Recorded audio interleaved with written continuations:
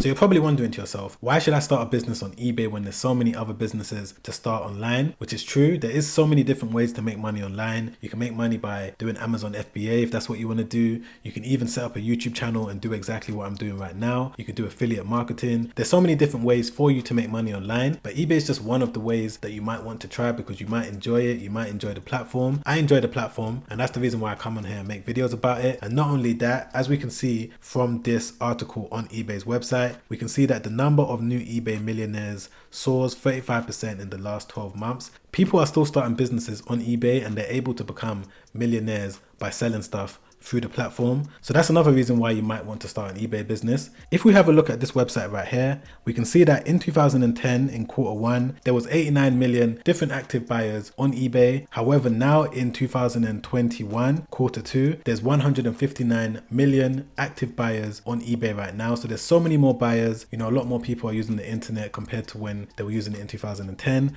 which means that there's a great opportunity for anyone out there that's looking to have a side hustle in combination with their main income. Even if you're working a full-time job, you can still start a business on the side and earn some money. Okay, so for step number one, you need to sign up for an eBay account if you don't already have one. A lot of people already have one that they're buying stuff from, and that same account that you're buying stuff from is the same one that you can use for your selling account, so you can buy and sell on one eBay account. But if you don't have an eBay account already, I'm just going to quickly walk you through the things that you need to be aware of. So right now I'm on the homepage of eBay. I'm on ebay.co.uk. So once you're on this page, what you're going to do is come to this section here where it says register. And then once you're on this page, it's going to ask you to either create a personal account or a business account. So if you create a personal account, it doesn't really matter if you do intend on selling because you can always sell from a personal account. So you can either choose business or personal depending on what you want to do. The main difference is that you're going to be able to pay less fees if you open up a business account. There's different rates when it comes to the fees that you're going to get charged every single time you sell one item. But if you do intend on starting your eBay account with the intentions of building a business, then I would say click on business account. Once you've done that, you're going to enter your business name. So you don't necessarily need to have a registered business with HMRC or the government, or, you know, depending on what country you're based in, you don't need to have a registered business for you to open up a business account. You could just be a sole trader or you could just be self-employed. It doesn't really matter what business name you choose because you can always change the name down the line. I would say choose a business name based around the product that you want to sell or the business that you want to start, and try to choose a business name that you're going to have for the foreseeable future. Again, of course, you can change it down the line if you decide to. So for example, if I was looking to start a pet shop, I might choose a name like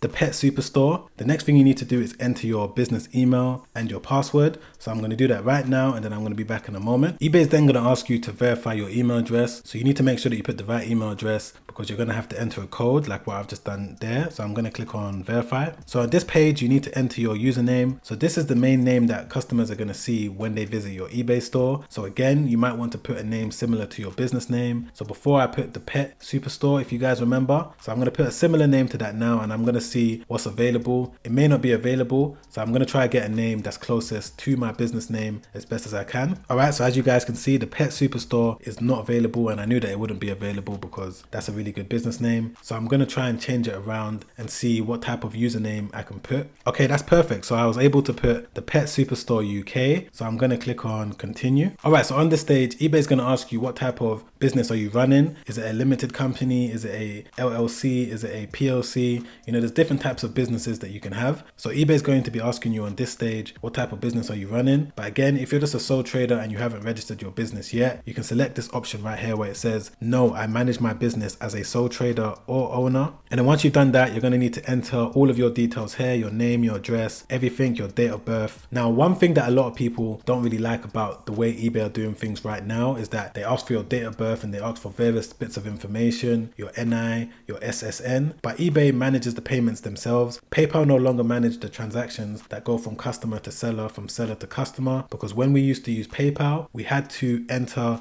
our date of birth, and PayPal had to verify a lot of things because of money laundering reasons. So it's very important that you make sure to put all of the right details on this page right here.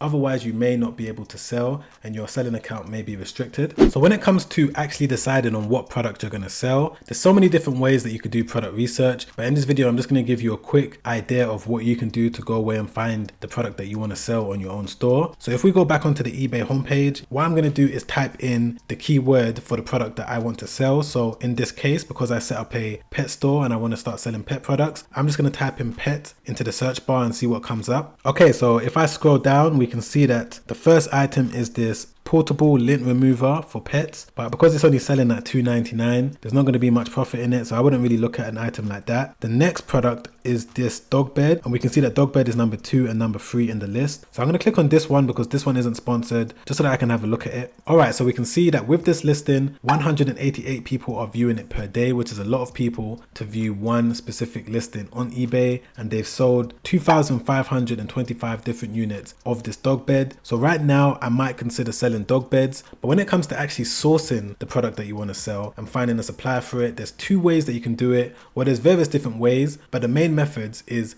by drop shipping the item or finding a supplier. There's other ways, e.g. retail arbitrage, that I'm not going to talk about in today's video. I'm just going to talk about how you can find a supplier if you're looking to import it in bulk, or I'm going to show you how you can find a supplier that's going to drop ship the goods directly to your customer. But before I get into all of that, I just want to show you what you can do when it comes to double checking whether or not a particular product is even selling well. Just because that seller sold 2,500 units doesn't mean that it's selling well in terms of the back end data. So the way that I like to double check this is by using a software called Zeek Analytics. So as you can see, I'm on my dashboard right now, and what I'm going to do is come over to this section here where it says product research, and then I'm going to type in the item that I was looking at, which is dog bed. Alright, so Zeek Analytics is showing us that £95,000, almost £100,000 was made amongst all of the different sellers that are selling a product that has the keywords dog bed in the title. So that's a lot of money to be made amongst 100 different listings. And we can also see that 86% were successful in terms of the listings. So that's a large amount as well. I like to make sure that the successful listing rate is above 50% on Zeek Analytics. And I like to make sure that the sales earnings is over £20,000. So this is way above what I would like to look out for to find a winning product. So I'm going to head over to Alibaba.com right now and show you what I do when it comes to finding a supplier that will be able to give me the dog beds at a decent price in bulk. So right now that I'm on Alibaba.com, what I'm going to do is type in dog bed into the search bar right here. And once you do that, there's going to be various different suppliers that you can choose from. The main things that I like to look out for once I'm on this page is the amount of years the supplier has been there and whether they offer trade assurance. One thing that I've been doing recently that I didn't do before when I first started is I never used trade assurance before.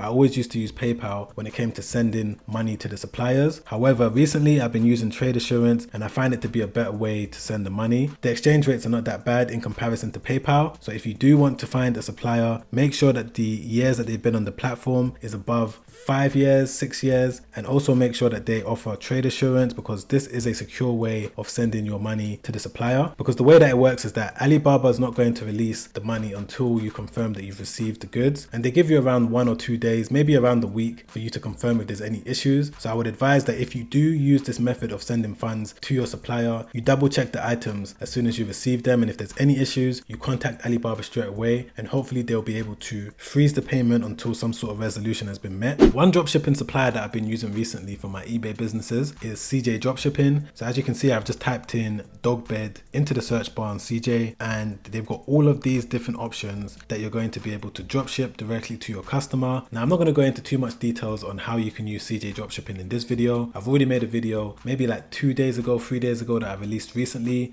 walking you through step by step what you need to do when it comes to setting up a dropshipping store on eBay and using CJ Dropshipping as your supplier. So I'm going to leave that video above. Watch that video after you finish watching this video, because it's going to give you a full understanding of what you need to know when it comes to making money by doing eBay dropshipping right now in 2021 or even in 2022. The same principles are going to apply. So make sure you watch that video after this video. I've got more and more videos coming out that's going to educate you guys on what you need to know when it comes to growing and building your business on eBay. So make sure that you subscribe down below and hit the bell notification, because the videos that I'm working on right now are definitely going to help you make more money in your eBay businesses. If you found any value in this video, don't forget to press the like button. It really helps out the channel in a big way. I really appreciate that. And whilst you're down there, don't forget to comment and let me know what you thought of this video. If you got any questions at all, put it down below. I'll be more than happy to answer your questions. All right, guys, I'll see you on the next one. Make sure you stay safe out there. Peace.